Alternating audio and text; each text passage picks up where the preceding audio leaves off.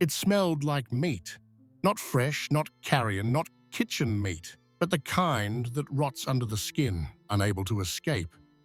The prince's body was swollen and darkened, especially in the abdomen and neck.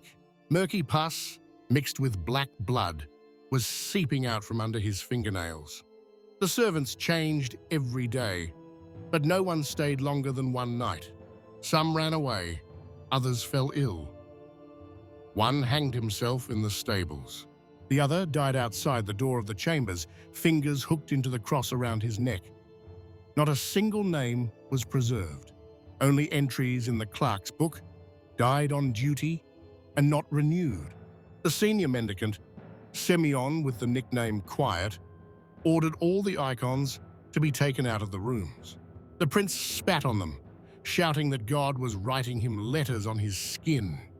By this time, his back was covered with sores, festering pockets, some as deep as 2 fingers.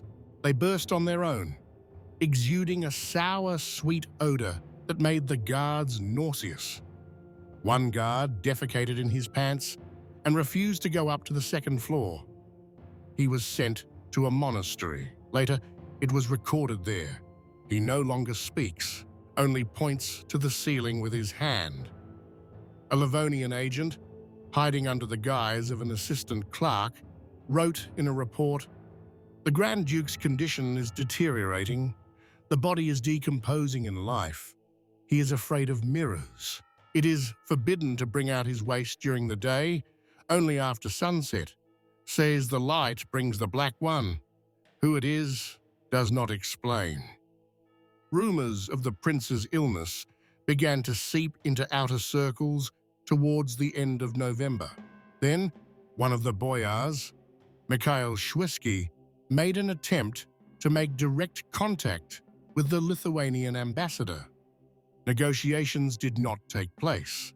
Shwesky was found in the morning on the river ice, with broken legs and a bloody mouth. The court clerk recorded, probably a fall. However, the mouth was stuffed with rags. After this, access to the sick man was severely restricted. Even the wife, Princess Helena, could not enter without the permission of the council. The princess herself, according to reports, was in fear and prayed incessantly. Twice, the monk Theophanes was summoned to consecrate the chambers, but after the 2nd rite he fell ill.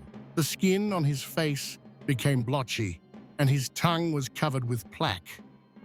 3 days later, he died in delirium, shouting that the dead are sitting in the prince's bed. This was confirmed by 2 novices. After his death, the door to the chambers was sealed for 24 hours to clean the floors.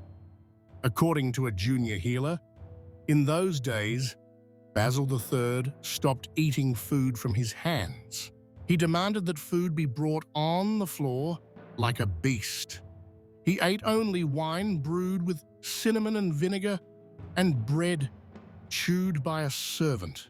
Any other food he called poison. One day he ordered the tongue of the cook, who salted the chowder, to be torn out. The tongue was brought to him on a platter. He stared at it for a long time, then ordered it to be thrown away. This worm. The prince suffered from constant pain in the abdomen and fever alternating with chills. The physicians suspected plague, but were afraid to announce it publicly. Instead, they prescribed bloodletting. First 1 cup a day, then 2. On the 4th day, after the beginning of the procedure, the prince's skin on his forearms began to peel off. The blood became black and thick. It smelled of sulfur. One of the healer's apprentices fainted. He was later kicked out of town. According to the record of being into the house of the Grand Duke, compiled by the clerk Clement, in December, the prince saw a shadow with a swaddling cloth over its eyes standing at his headboard. He struck it 3 times with his staff before he realized that he was striking a pillow. After that, he forbade anyone to touch it. Even ointments were applied through a wooden stick wrapped in a linen cloth. The chambers were not ventilated. The windows were covered with black cloth. The doors were waxed from the inside. One of the guards recorded, "It doesn't smell inside, it stinks, sometimes like a dead goat, other times like greasy leather thrown in urine." Several guards fell ill. Some left for the villages, having sworn beforehand that they would not speak. One was found hanged 2 weeks later. At the beginning of January, the prince's condition worsened. He stopped recognizing names and often repeated that he was already dead, and it was his body that was only finishing. He ordered to call servants who had died years ago, talked to empty corners. On the wall of his room appeared an inscription scratched out with his fingernails. "Don't call the light, it lies." It was discovered while changing the sheets on the third day after a grand mal seizure. Meanwhile, rumors began to circulate in Moscow. People whispered that the prince was afflicted with a curse. Merchants laid coal at the doorstep of the choir. Notes began to appear at the walls of the Kremlin. A psalm for the soul of the rotting one. The popes were silent. The bishop did not mention the prince's name in the Sunday liturgy. One of the protodeacons was exiled for reciting a prayer for health out of order. It was said that he mentioned the prince's name twice, and the candle itself went out. At this time in the capital increased the activity of the boyars, especially the Sheremetevs and the Belskis. There were rumors of secret meetings. Some of the cronies began to leave the city. In the annals, there is an indication that at the council, the question of succession to the throne was raised. But the records of this were torn out of the Book of Meetings. However, it is known that the prince refused to sign the decree on the transfer of power. He claimed that no one has yet been born who can hold the throne as I do. In the 4th week of January, gangrene set in, first on his foot, then on his thigh. The flesh began to separate in layers, the skin blackened, pus poured out when he moved. He was never washed, just sprinkled with vinegar. The bandages were peeled off with the meat. One of them had a piece of flesh stuck to it. The scribe wrote, "He laughed. He said, 'Here's my tax.'" That's when his body began to be rejected. The first physician left for Novgorod. The monks asked not to call them to the chambers anymore. One claimed to have heard the prince speaking in a woman's voice. Another claimed that the room smelled of wax, as in a grave before an autopsy. Then the doors were sealed and duty was given to only one elder and a mute servant. The prince stopped speaking. He moved his lips, whispered. Once the scribe deciphered the words, "I became the skin through which God whispers." He was written down on a plaque, but it disappeared the next morning. By mid-February, seizures began. The doctors assumed blood poisoning. His pulse was weak, his eyes cloudy. He hardly moved at all. He would only raise himself up on his elbows and moaning. On the last day of this part of the record, they recorded that while changing his underwear, air escaped from his chest with an odor like that of a corpse. But he was still breathing. On the evening of the 14th day, the prince trembled all over his body. The physician at the door dared not enter until the thresholds had been sprinkled and a prayer service had been held. The doctors debated whether this was a death chill or the beginning of a new stage of putrefaction. His face darkened, his cheekbones went inward, and his eyes rolled back, revealing only a whitish film. He didn't blink. He was no longer bleeding. Instead, grey pus stretched from the wound in his neck. A report attributed to Cross said, "The odor has become unbearable. It was as if the dead inside him were burning in a wet pit." Attempts to alleviate the suffering ended in nothing. The bandages became damp and came off the body. When a servant removed the bandage from his chest, a piece of meat remained on the cloth.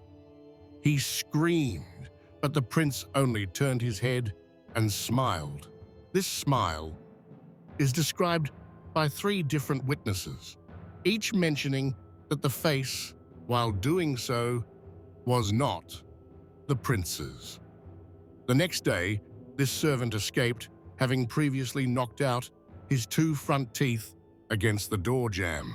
It is recorded, said that there were worms in the prince's teeth and they climbed over.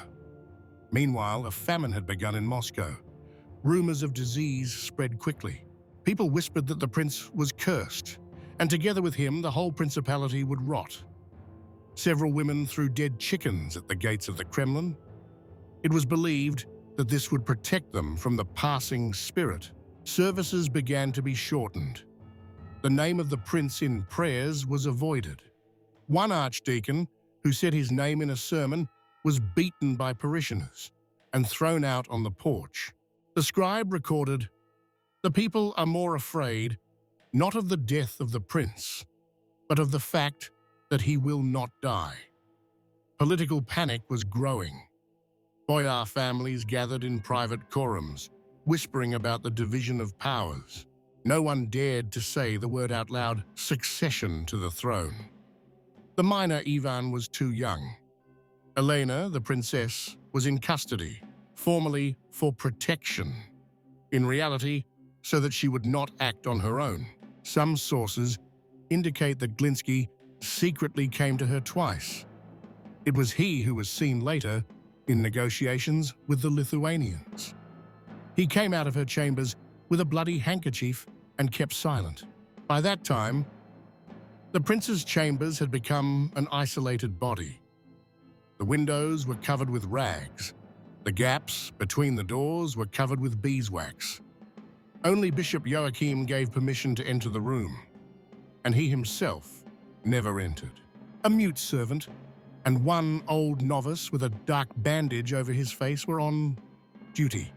The monks recited psalms in a circle, but without voice, only in a whisper, so as not to wake the prince.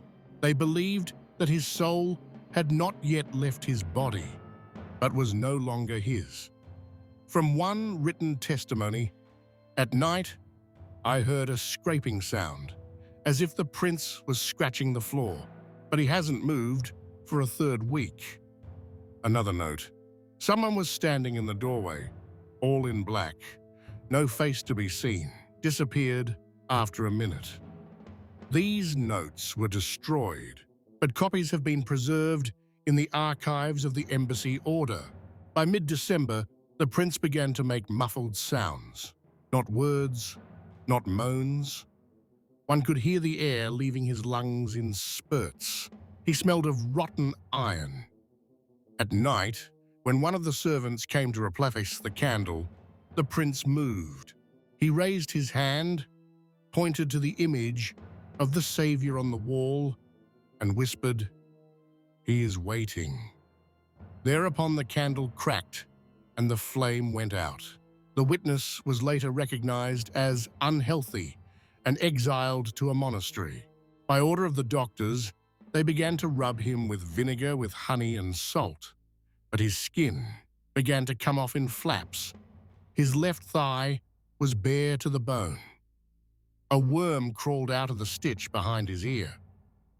The healer wrote, "Alive, looking, doesn't blink, meets like brine, but he's breathing." This was the 3rd confirmation that despite the almost complete rotting of the body, consciousness in the prince was preserved. He heard, moved his fingers, sometimes clenched his fist. During the same period, Bishop Joachim summoned a special man to the city, a former monk with a bad reputation, accused of witchcraft. He entered the prince's house at night, stayed for 2 hours. He came out pale. He said, "He does not know he is dead, but he is dead." On the morrow, he was found kneeling at the walls of the Kremlin, without eyes. The state of the capital was on the verge of revolt. There were rumors that the prince had already rotted, but he was ruled by a demon. Merchants were leaving, ambassadors were avoiding meetings. The Livonian agent Cross recorded in a report, "If he dies, a massacre is possible. If he doesn't die, it will start anyway." And the prince was still breathing. At the end of December, the temperature in his body had dropped to barely perceptible. He lay in his own rot, covered with a plaid soaked not in ointments, but in the remnants of pus secretion. The medics never came close again. The last treatments were administered through a wooden spatula. He didn't move, he didn't speak, but he kept looking. Through the slit in the door. That was the end of part 2. I'll go straight to part 3 if you want. It is said that at the beginning of February, the prince was lying wrapped up in a blanket that had once been used at his marriage to Helena. It had long ago been soaked with sweat, wine, and medicine, and now emitted the odor of rancid oil and old wood. He hadn't gotten up in 4 weeks. The corners of his lips were cracked, and the skin on his hands was graying and peeling. One of the physicians allowed to examine him wrote in his report, "The fingers are like reeds, breaking at a touch. The blood is thick, black, and smells of fat." Later, this healer was not found. According to rumors, he was drowned in a font for fear of spreading the disease. The monks suggested alternating prayers with bloodletting. At first, sherbet first 1 cup a day, then 2. On the 3rd day after the beginning of this procedure, the prince began to suffocate. The pillow on which he lay had to be changed twice. A fluid was leaking from under his head, soaking into his feathers. "Either brain or pus," said one of the servants, and then he vomited and lost consciousness. He was carried away, later dying. The servants began wearing bandages soaked in fur and vinegar over their faces. No one entered the bedchamber without orders.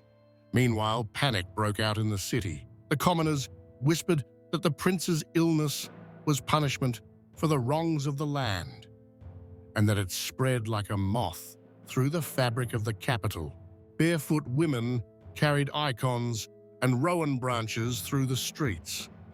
In the churches, began to serve special rites of expulsion of unclean forces. Archimandrite Simon, in a note to the Metropolitan, wrote, "The city is infected not with the body, but with the spirit of fear. No one prays for health, they pray for retreat." Within the walls of the Kremlin, discussed options regency. Elena, already gripped by anxiety, asked for signatures of the boyars, confirming the right of her son Ivan to the throne. But the old families, especially the Shuiskys and Obolenskys, were stalling, waiting for the end. One of them said, "Why swear to a dead man who is still breathing?" At the same time, the cronies began to die. First, one of the cooks, his lips swelled up, then his eyes bled. Then the 2 clerks, both of whom began to have rashes and convulsions. The medics offered no explanation. The physician Stefan, who came from Novgorod, said at the council, "It is a putrefaction that began from the throne." He was never seen again. The prince called for his brother, who had died 15 years before. He shouted for him to bring leeches, for the blood seeks an outlet. A servant's note preserved the phrase, "He is delirious with fire," saying that there is a fire inside him, that someone is breathing under his skin. On his back were indeed found sores from which oozed a liquid with the odor of rotten egg. Clothes had to be changed twice a day, but even new cloths, freshly consecrated, began to turn black after an hour. The monk said, "It is not from the body, it is from the spirit that wants to stay." At the same time, the story of the burnt letters surfaced. One of his cronies, Boyar Arkady, claimed that a month before his illness, the prince had received a note with a seal that had not been used since the last century. It contained only one phrase: "You saw, but you did not turn away." Who sent it is unknown. The boyar was later found dead in his cell, with his tongue torn out. The servants said it was himself. The priest said he was forced to do it. The prince never ate again. Anything that went into his mouth made him vomit. The only food left was wine and opium. He drank it 3 times a day. The scribe wrote, "He drinks not to forget, but not to wake up." At the council, it was decided, if the prince dies, the body will not be taken out at once. The deceased would be left for 3 days. So the old rite ordered, to make sure that the shadow had left. The metropolitan did not agree, but later he himself asked to move his throne from the temple closer to the monastery, so as not to hear if he shouts from the other side. In recent days, the odor was unbearable. People from the guards fainted. One choked on vomit. A barrel of coal was placed by the window, but it didn't help either. It was believed that the prince's body began to rot while he was alive. One of the monks, wiping the pus off the sheets, said, "He is going to the other side, but his feet are still here." On the night of the 5th to 6th of February, a guard at the eastern entrance noticed that a candle was burning in the window of the prince's chambers. This was not to be. 2 days before, all the candles had been taken out to reduce the risk of fire. No one admitted who had put it there. The next morning, they found the wooden icon in the headboard burned to the ground. It was blackened, but it had not lost its countenance. The scribe wrote, "The face of the Savior looked at him, but as if he did not recognize him." The prince was still breathing, but very rarely. Once a minute, sometimes less often. His body hardly moved at all. His eyelids were only partially closed. Sores covered almost his entire back, sides, and neck. Pus was constantly oozing out, collecting in the hollows between his ribs. When the bedding was changed, the odor filled the hallway. One of the guards wet himself and ran away. He was later found in the church on his knees, unconscious. The healers never came again. Only a monk healer with a bandage over his mouth remained, who silently wiped the prince's lips with vinegar and then burned the rags. According to his report, the skin has become like boiled skin, white, grey, coming off, black meat underneath. He doesn't scream, he doesn't move, but he stares, and there is no man in that look. Meanwhile, the Kremlin was discussing measures in case of death. The boyars were divided into 2 camps, supporters of regency under Elena and those who wanted to temporarily transfer powers to the council. Nightly messengers went around. Letters were rewritten, seals were forged. One document, intercepted by a spy, contained a list of 8 names, whose hands reach for the throne. Of these, 4 died within 3 days. 1 from a knife, 3 from unknown fever. The Livonian agent noted, "Moscow is rotting not only in the body, in the mind too." On the 8th day of February, the prince suddenly raised his hand. for the first time in 6 days. He touched his chin, ran his finger along his jaw, and suddenly tore the crust off his face. There was no blood, just a thin puff of smoke. A witness swore that the prince looked into an empty corner and nodded as if answering a call. The servant who saw this was locked in the basement. He began to talk to himself and then gouged out his eye. A fast was appointed. Not a single candle in the Kremlin was lit without prayer. All the windows in the temple were covered with cloth. Joachim ordered a new fresco to be painted on the inner wall of the iconostasis, the prince kneeling in the line of hell. When asked why, he said, "To remind those who have not had time to repent." The burial clothes had been prepared in advance. But when they were brought into the chambers, the cloth turned black within 2 hours.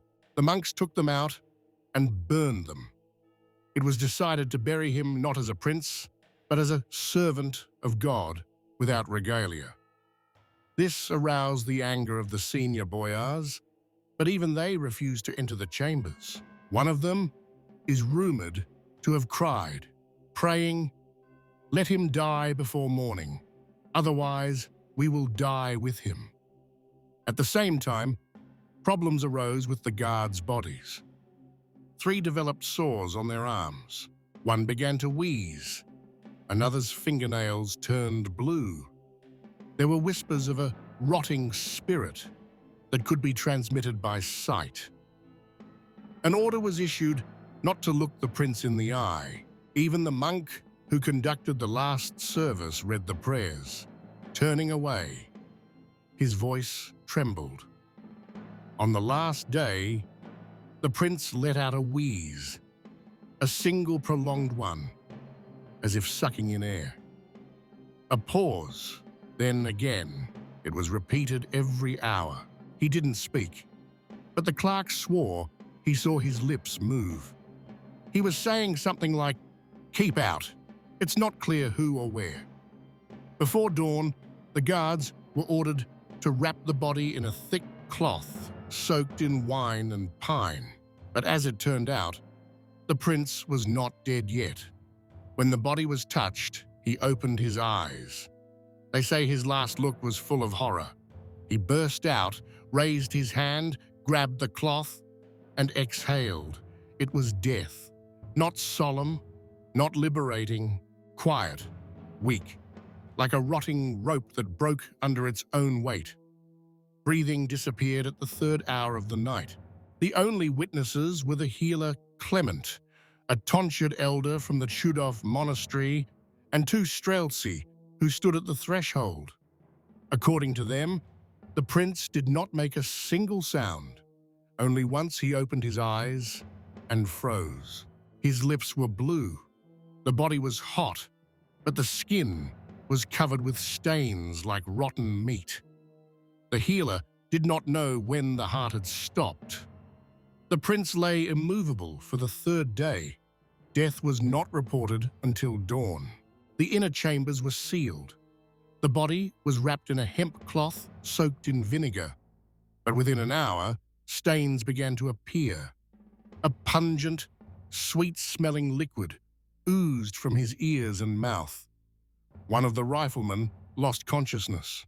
Another later claimed to have seen the prince's lips moving after death.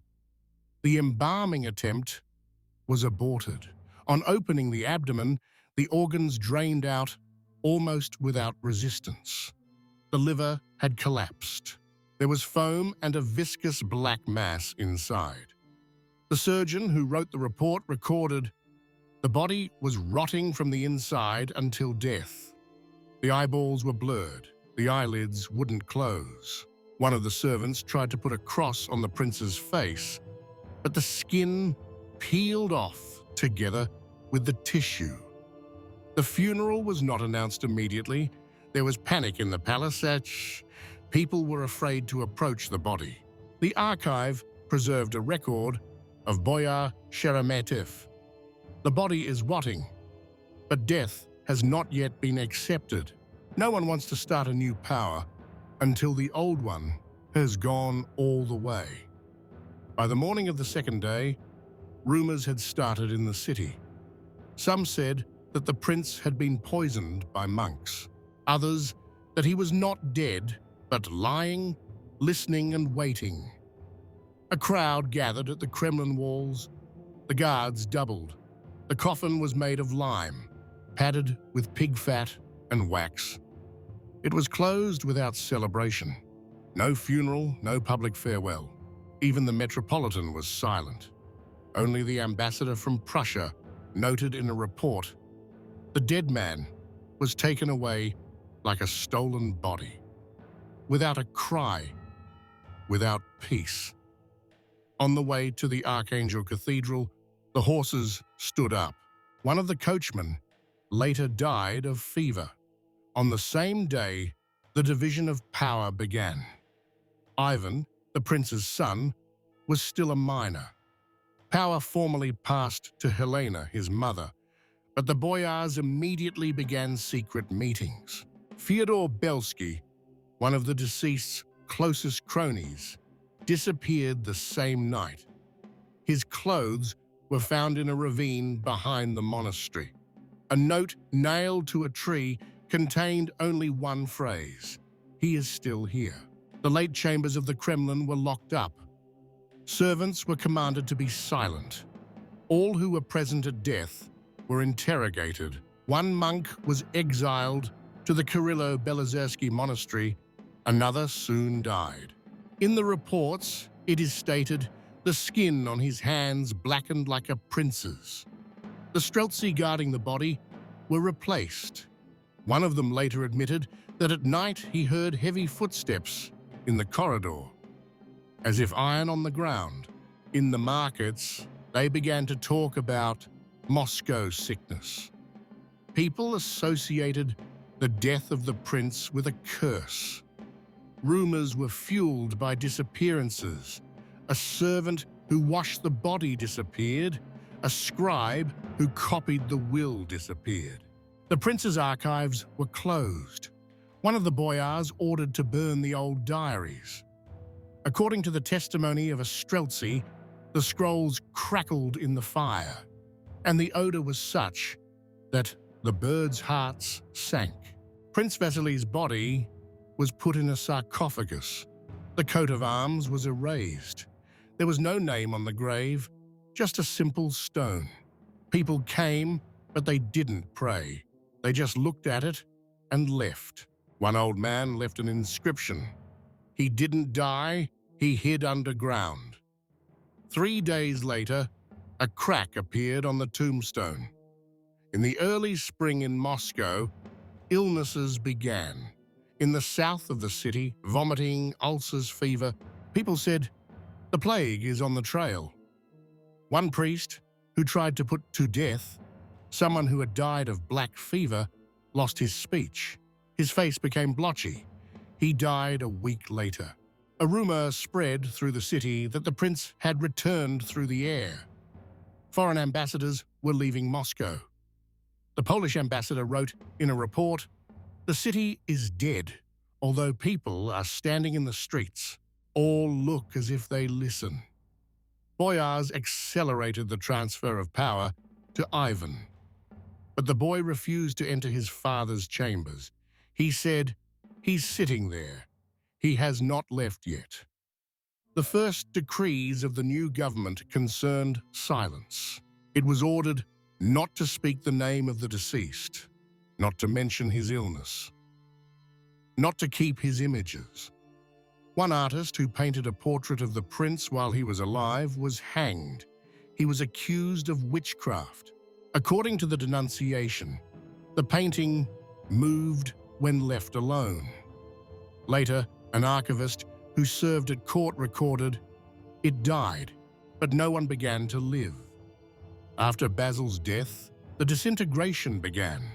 The struggle for influence, the disappearance of the old guard, the silence of the church, the anxiety among the people. The Metropolitan, in a letter to Novgorod, wrote, "The body is in the ground. but the heart remains in the air, and fear lives in it.